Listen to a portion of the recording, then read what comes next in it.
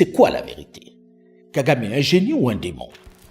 Pour développer son pays, le président Paul Kagame, aux affaires depuis 1994, 31 ans déjà, conscient de la pauvreté de son terroir, de 14 millions d'habitants sur un peu plus de 26 000 km², c'est-à-dire une densité de 445 habitants par km², a fait le choix cynique, stratégique, froid, de faire comme les Occidentaux, en prenant sa part de minerais par la force chez son immense voisin qui en a à profusion.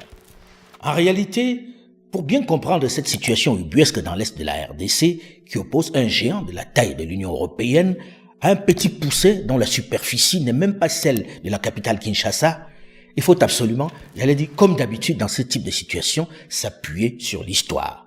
Elle nous éclaire beaucoup mieux. Je vais vous épargner de remonter jusqu'au début du XXe siècle où, après la défaite de l'Allemagne dans la Première Guerre mondiale en 1917, ces colonies ont été partagées aux vainqueurs.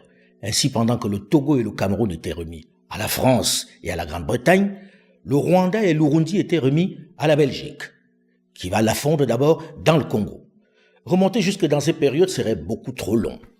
On va se contenter de remonter seulement à 1997, puisqu'ici, l'histoire semble se répéter. Vous pouvez d'ailleurs revivre dans le détail cette histoire du Congo dans le coffret vidéo Archives d'Afrique consacré à Laurent-Désiré Kabila. Il remonte le temps et fait mieux comprendre ce qui se passe depuis les indépendances dans cette région de l'Est du Congo. Vous pouvez vous le procurer sur les plateformes Afromédia. Toute l'idée était de réunir tous ces Zaïrois qui venaient d'endroits différents, avec des histoires différentes, et de trouver un moyen qu'ils fassent cause commune. On voulait essayer de les impliquer ensemble dans une sorte de mouvement politique organisé, capable d'articuler un programme et même de justifier la guerre qui commençait au Zaïre. Mais entre eux, ils ne se connaissaient pas. Il fallait donc qu'un Rwandais qui les connaisse soit présent à leur première rencontre pour faire les présentations. Ce jour-là, dans le bureau de James Kabarebe, je suis arrivé le premier avec mon équipe de l'ADP. Après, il y a une jupe militaire qui est arrivée avec deux hommes. D'abord, c'était Kabila. C'était la première fois que je le voyais physiquement. J'ai vu un homme qui était en sandales, un vieux, mais qui semblait boiter, avec une tête rasée. Mais je me suis dit, c'est lui, Kabila. Je les ai présentés un par un. Et j'ai introduit l'ordre du jour, c'est-à-dire la libération du Zaïre et la guerre contre Mobutu. Lorsqu'en 1997, le président Paul Kagame et son homologue ougandais Yoweri Museveni choisissent Laurent-Désiré Kabila pour prendre d'assaut le régime du président fondateur Mobutu Sese Seko Kuku-Bwendo Wazabanga, officiellement, l'objectif principal pour les deux chefs d'État est de sécuriser leurs frontières où se sont réfugiés un nombre important de génocidaires. Les anciens phares, les forces armées rwandaises, les fameux FDLR, mais également les réfugiés qui ont survécu au massacre dans les camps à la frontière rwandaise. Il s'agit donc d'abord de sécuriser toute la bande de la frontière Est. L'inexorable montée de l'AFDEL vers Kinshasa, qui traverse tout l'Est du pays volant de victoire en victoire, va considérablement changer les objectifs. Les dirigeants rwandais rencontrent dans cette région un extraordinaire trafic qui existait déjà et qui était tenu par des aventuriers de tout poil venus des quatre coins du monde. Ils vont aussi se mettre à table. La région est particulièrement riche en minerais. Il faut en profiter. C'est d'ailleurs l'une des raisons qui, dès 1998, va diviser les alliés de la conquête du pouvoir de Kinshasa. Jusqu'à un moment donné, on nous a dit, voilà, vous rentrez, nous payons ce que nous devons payer. En fait, quand Mzee a demandé, d'abord c'était aux Angolais, sans qu'ils commettent une seule gaffe, sans qu'ils réclament un seul centimètre de la portion congolaise, un seul centimètre des mines.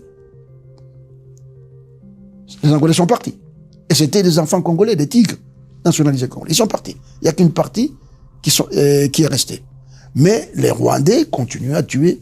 Je me souviens, j'étais juste à proximité d'ici, un complot pour tuer Mzee. Bien avant. On les désarme à 4 h du matin, on prend des bazookas, on prend tout cela. Alors Mzee dit, bah, vous rentrez, messieurs. Et c'est moi que Mouzé a envoyé pour aller voir James et plutôt Kagame au Rwanda. Je suis allé voir le président Kagame. Je me rappelle, j'étais avec Azali Niembwe. Je lui ai dit, Mouzé voudrait que votre armée rentre. Il m'a dit, mais j'ai toujours dit ça à Mouzé. Mais c'est lui qui avait insisté qu'il puisse arriver jusqu'à Kinshasa. Entre Kigali et Kinshasa, en cette année 1999, rien ne va plus. Et le président Laurent-Désiré Kabila, qui en a assez du comportement violent, arrogant et prédateur de ses protecteurs d'hier, ne va plus prendre les gants pour dénoncer le pillage dont fait l'objet son pays. Il va d'ailleurs se rendre directement à Kigali pour exprimer son mécontentement. Le Congo actuellement est en train d'être saigné à blanc. Les fraudeurs font traverser des centaines de kilos d'or par semaine, en passant par le Rwanda vers l'extérieur. Nous avons tissé des liens d'amitié et de fraternité, mais l'amitié, il faut toujours l'entretenir. L'idée de la rupture, le président Paul Kagame ne peut l'accepter ainsi. Pas envisageable. Désormais, les alliés d'hier vont s'affronter. Le Rwanda et l'Ouganda vont susciter des rébellions pour s'attaquer au régime de Laurent-Désiré Kabila. C'est dans ce climat que va naître le fameux M23. Les autorités ougandaises et rwandaises expliquent leur action, leur agression par le désir de sécurisation de leurs frontières. Ils accusent la RDC d'héberger les rebelles Hutus du FDLR, qui selon eux feraient des incursions dans leur territoire, qui selon eux rêvent de vengeance et de reconquête. Les anciens génocidaires n'étaient pas inquiétés. Ils circulaient librement. D'autres opposants à mon propre gouvernement venaient du Soudan se réfugier en toute impunité au Congo. Somebody made a very big mistake and ordered whoever did it without order and spent some hours sharing our territory in Cyangugu and killed people. I cannot be specific about or detailed in the kind of response that is going to be, but certainly logically that means if you slap me in the face before I hit back, I've got to fight. I may not hit in the face, I may hit somewhere else, so I have to think and see where I'm going to hit. Il n'y a pas de rebelles. Je vous ai dit que ce sont les Rwandais. Vous voulez que j'exprime cela en quelle langue pour que vous compreniez que ce sont des Rwandais? Ces messieurs ont trouvé trop de miel ici, qu'ils veulent revenir, ils ne veulent pas quitter ce pays. Si seulement ils voulaient rester dans ce pays en respectant les autochtones. Nous étions ceux qui avaient porté Kabila, et il n'était pas question que nous abandonnions le terrain. Kagame et Godefroid Yoweri Museveni voulaient un cordon sanitaire autour de leurs frontières les plus proches vers le Congo.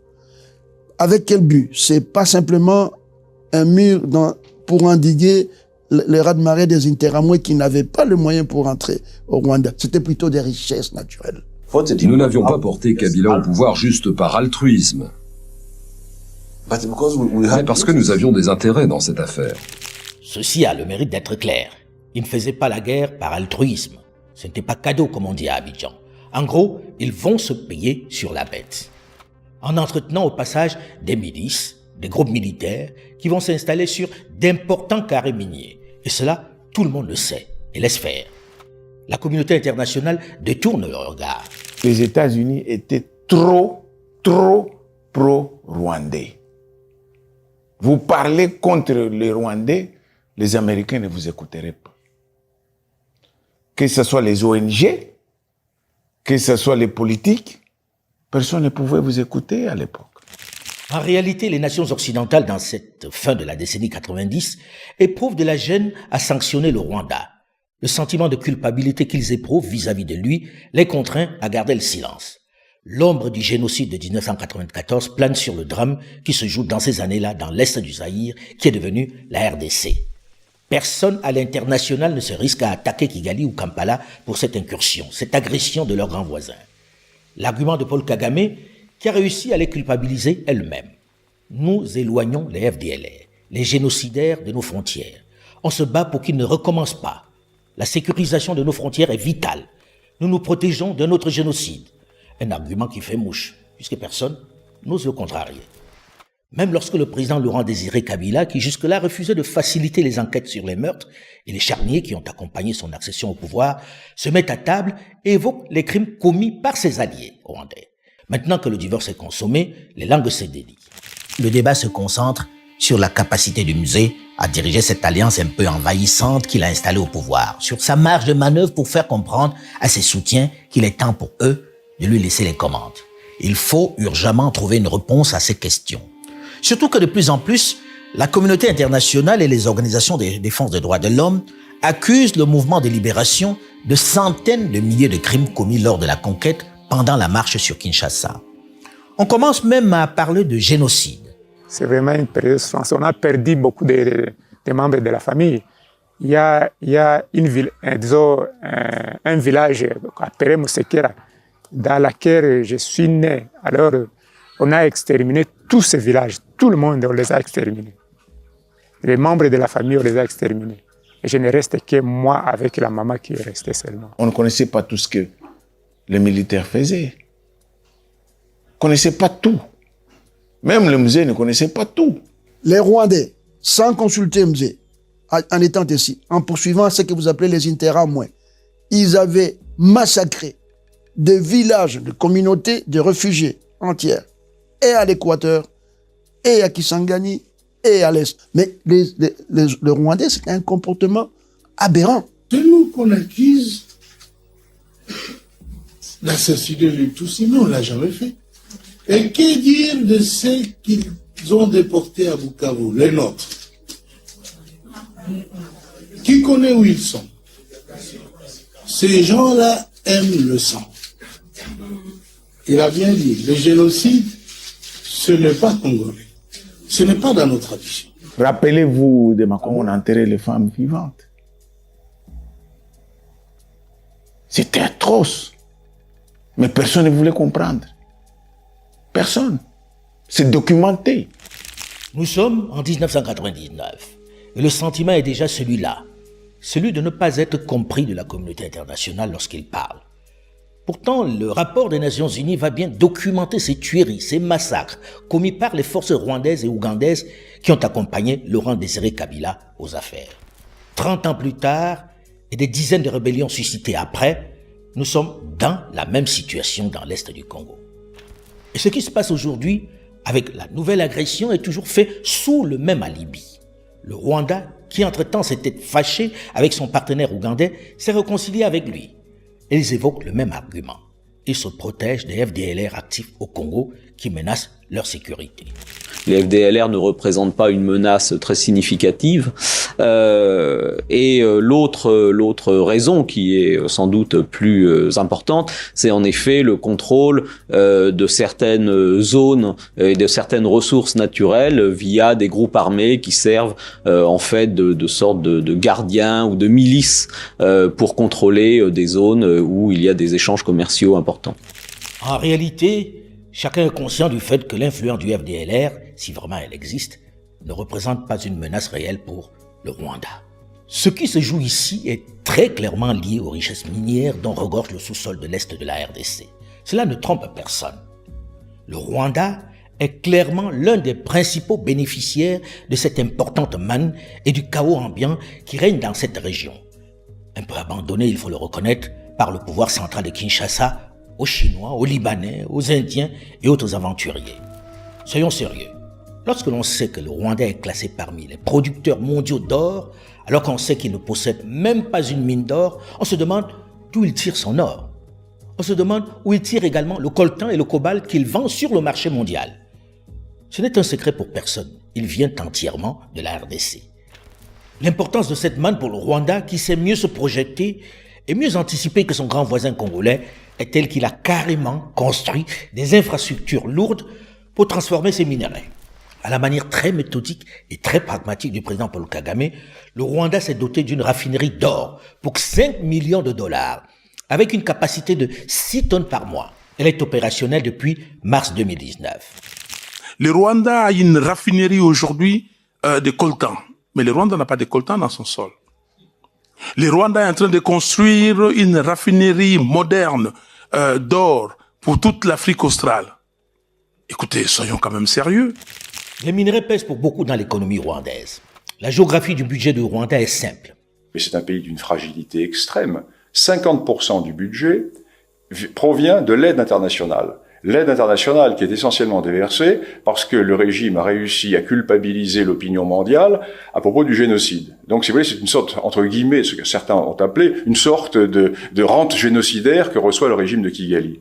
Et les 50 autres % proviennent du pillage des ressources du Congo, du Kivu et toute la région périphérique du Kivu. Imaginons deux choses. Un, qu'il y ait un retour d'un pouvoir relativement fort en République démocratique du Congo et que Kinshasa réussisse à reprendre le contrôle du Kivu et de ses provinces orientales. Le Rwanda perdrait du jour au lendemain 50% de ses revenus. Et imaginons qu'il y ait une révolution au Rwanda, imaginons que l'histoire officielle du génocide soit réécrite d'une manière ou d'une autre, et qu'il ne soit pas forcément favorable au sens de l'histoire officielle telle qu'elle est décrite et avancée par le régime de Kigali, eh bien le Rwanda n'existerait plus. Sérieusement, même si l'on peut être admiratif du prodigieux développement que connaît le Rwanda, même si l'on peut quelque part saluer le fait qu'il dépense ses sommes pour le bien-être de son peuple, il faut reconnaître que le Rwanda ne génère pas les revenus qu'il dépense. C'est justement cette image de sérieux, de rigueur qu'il affiche, qui donne envie aux autres de traiter avec lui.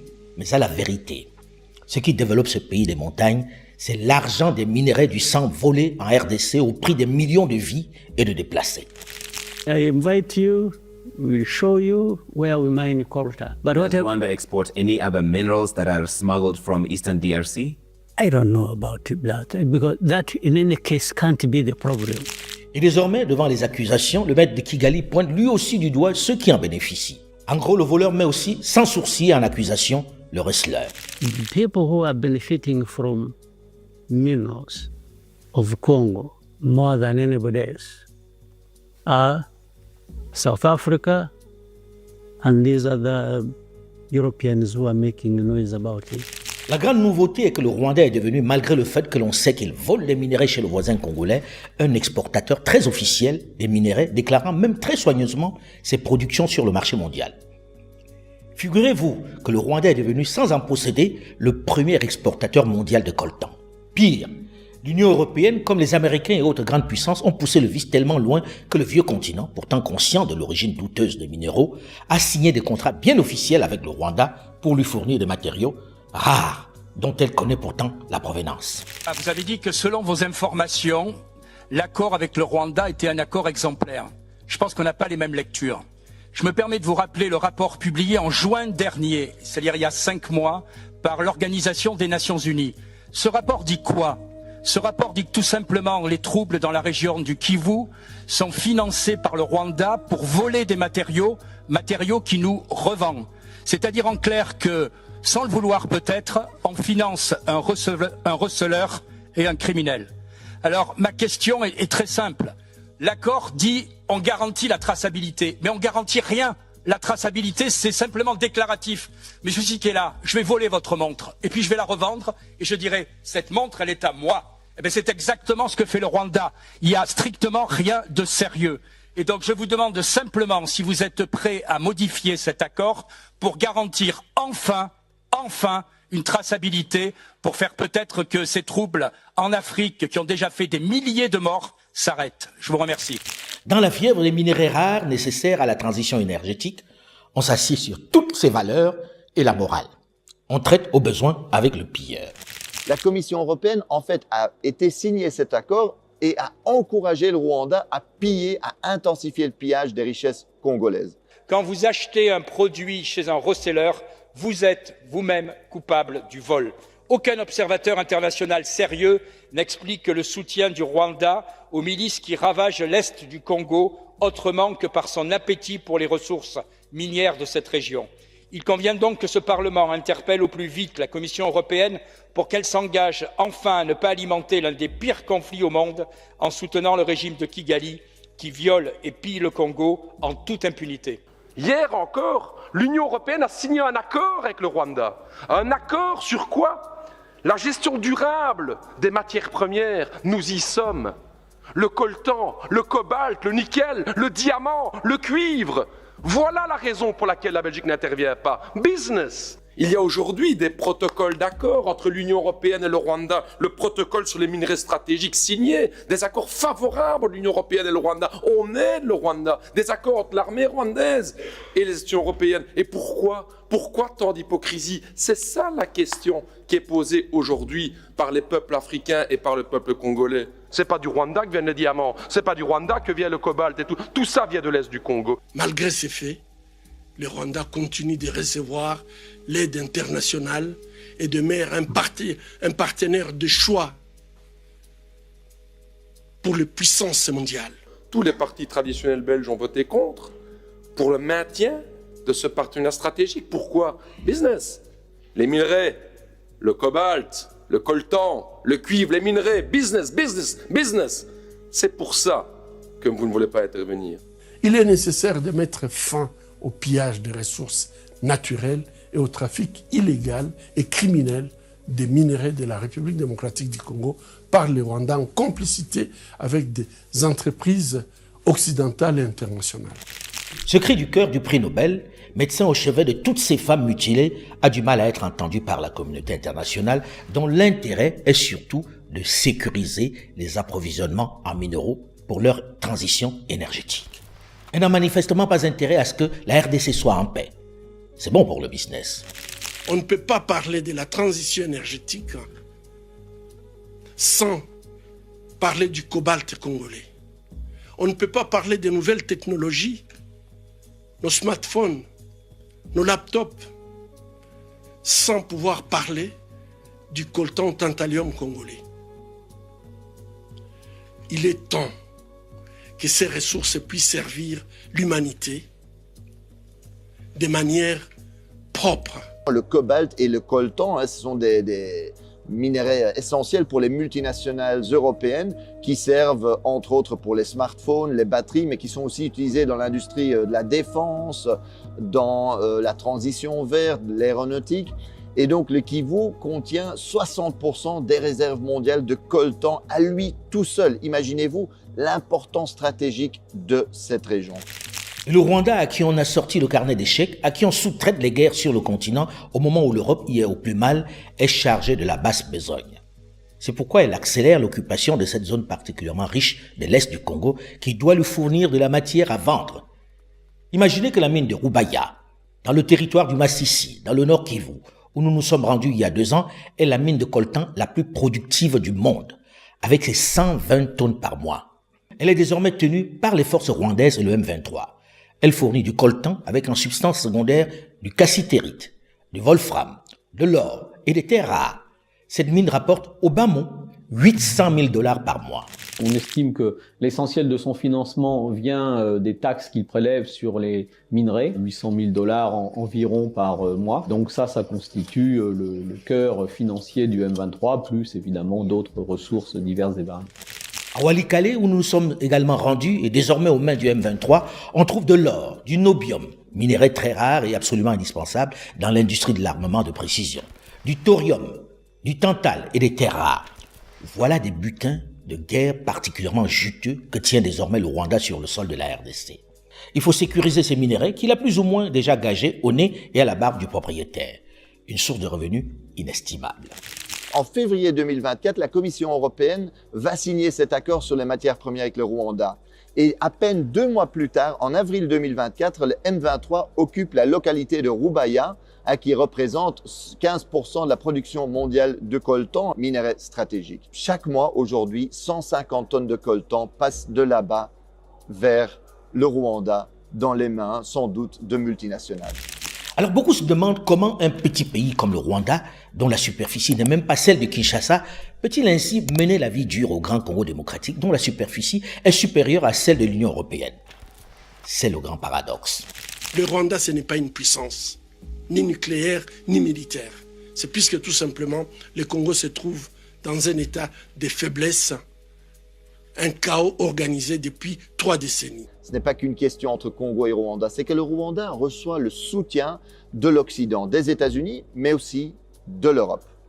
Chaque année, l'Union européenne offre par exemple des dizaines de millions d'aides à l'armée rwandaise. La Pologne a même promis toutes les armes, toutes les technologies militaires dont le régime aurait besoin. Et dans le cadre du programme Global Gateway, l'Europe a promis des investissements de 900 millions au Rwanda. Et cerise sur le gâteau, en février 2024, l'Union européenne a signé un protocole d'accord privilégié sur les matières premières avec le Rwanda. Comment est-ce possible? Quand la Russie envahit l'Ukraine, à juste titre, c'est la condamnation. Ce sont les sanctions, ce sont les livraisons d'armes à l'Ukraine, mais quand il s'agit de la République démocratique du Congo, rien. On n'aide pas. La vie d'un Congolais ne vaut-elle pas la vie d'un Ukrainien? La vie d'une Congolaise ne vaut pas la vie d'une Ukrainienne? C'est la question que tous les peuples d'Afrique se posent. Pourquoi ce 2 poids 2 mesures? L'armée rwandaise ne pourrait pas se permettre ça sans le soutien de l'impérialisme américain, sans le soutien des États-Unis d'Amérique. C'est impossible, vous le savez. Vous le savez, vous regardez, parce que vous le savez, un petit pays comme ça ne peut pas intervenir chez son voisin sans un appui occidental important. À la vérité, Kigali, pour des raisons que nous avons évoquées un peu plus tôt, bénéficie d'un soutien quasi aveugle de la communauté internationale qui manifestement préfère dealer avec Paul Kagame qu'avec Kinshasa. Paul Kagame, sous ses airs austères, méthodiques et déterminés, sait y faire. C'est ce qu'on va enfin soutenir le peuple congolais. Soutenir dans l'intégrité territoriale de ce pays. Ne pas impliquer le 2 poids 2 mesures. Quand ça nous arrange, on ferme les yeux parce qu'il y a de l'argent. Et quand ça ne nous arrange pas, on intervient aussi parce que là aussi il y a de l'argent. Les droits humains, ce n'est pas une géométrie variable. Alors, n'est-il pas temps, Monsieur le Ministre, d'aller au cœur et au fond du problème, c'est-à-dire de prendre enfin des sanctions ciblées contre le M23 et surtout contre les 2 pays qui le soutiennent et l'arment depuis bien trop longtemps, à savoir l'Ouganda et le Rwanda. If we fail to respond decisively, we will not only betray the people of Congo, but also weaken Europe's own strategic interests. Jusqu'à quand le Rwanda continuera-t-il d'abuser votre respect et de votre autorité? Je relaye et je fais au nom de 95 parlements francophones l'appel solennel à ce qu'il y ait des sanctions. Ce serait l'honneur de la France d'être à la tête de demandes de sanctions contre l'Ouganda et contre le Rwanda. Ce serait son honneur. Vous aurez remarqué la réticence des grandes puissances européennes, notamment à prendre les sanctions contre le régime de Kigali. Le tout n'est pas de condamner du bout des lèvres, c'est d'adopter des mesures pour mettre fin à cette agression. On en est loin pour le moment. Il aura suffi que la Russie franchisse la frontière de l'Ukraine pour que les grandes puissances sortent la grosse artillerie pour voler au secours de l'Ukraine. Qu'elles déploient toutes les stratégies pour calmer les ardeurs de Moscou. Dans le Financial Times, l'expert Jason Stearns est clair. Cette guerre pourrait se terminer relativement rapidement. Il rappelle qu'en 2012, en fait, le M23 avait été battu. Et ce n'était pas seulement à cause de l'action de l'armée congolaise et de ses alliés du Sud, qui avait battu militairement le M23. C'est aussi parce que les soutiens internationaux du régime rwandais avaient suspendu son financement. Et que donc, eux, ils avaient dit, voilà, à cause du rôle que vous jouez au Congo, on ne va plus vous financer. Barack Obama avait appelé Kagame pour lui dire d'arrêter le M23. En d'autres mots, si l'Occident aujourd'hui ne sponsorisait pas cette guerre, elle pourrait prendre fin très rapidement. Et on aurait pu éviter déjà beaucoup de ces morts, beaucoup de ces victimes innocentes aujourd'hui en Congo. On est loin de cette option qui consisterait à voler au secours de la RDC. The situation in the Democratic Republic of the Congo is getting worse, even though President John Lorenzo has been mediating the conflict between Rwanda and the Democratic Republic of the Congo because he wants to bring peace and stability. The situation is really bad right now. I want to hear from Ms. President if you have any plan in the future to bring peace in the Democratic Republic of the Congo. Well, you're asking me a question about Rwanda, and it is a very serious problem, I agree, but I don't think it's appropriate right now to talk about it, but it is a very serious problem. Le président américain préfère ainsi botter en touche. Ce n'est pas à l'ordre du jour. Il préfère prioriser dans le même temps sur le projet de son ami Elon Musk, qui l'a convaincu de mettre la pression sur l'Afrique du Sud afin qu'on remette des terres aux fermiers blancs d'Afrique du Sud, dont est originaire le patron de X, l'homme le plus riche du monde, nostalgique de la période de l'apartheid.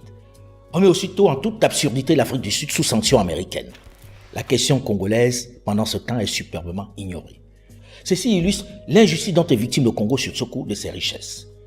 C'est difficile pour moi, qui ne crois pas à la malédiction du sous-sol, de voir à quel point cela peut par moments représenter une réelle source d'instabilité. Tellement d'indices laissent voir qu'une RDC stable et pacifiée n'est pas la priorité des grandes puissances occidentales. La guerre, les massacres, la déstabilisation à l'est du Congo arrangent bien ceux qui veulent voler les richesses naturelles, les matières premières du Congo. Pour des minerais, monsieur le ministre, oui, vous m'avez bien entendu. Pour que nous puissions rouler dans nos belles voitures électriques, pour que nous puissions utiliser nos smartphones. Il y en a qui rêvent d'occuper durablement l'est du Congo en coupant le Congo en petits bouts. C'est ce qu'on appelle communément la balkanisation, pour mieux voler les richesses et les ressources du Congo au profit des multinationales occidentales. Les puissances occidentales ne pensent pas à votre bonheur, elles ne pensent qu'à une seule chose, c'est l'exploitation de votre sous-sol. We should grow, we should work with each other, we should work together to fulfill this dream of our continent. I was born here, I grew up in Uganda, my wife was born in Burundi, we met in Kenya, and we are here.